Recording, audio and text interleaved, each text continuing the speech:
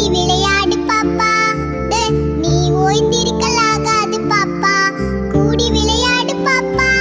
சிறு குருவி போலே கிளி திரிந்து பறந்து வா பாப்பா, பறவைகளை கண்டுக நீ மனதில் மகிழ்ச்சி கொள்ளு பாப்பா. கொத்தி திரியும் அந்த கோழியா, அதை கூட்டி விளையாடு பாப்பா. எத்தி திருடும் அந்த காக்காய் தேனே, அதற்கு இறக்கப்பட வேணும் பாப்பா.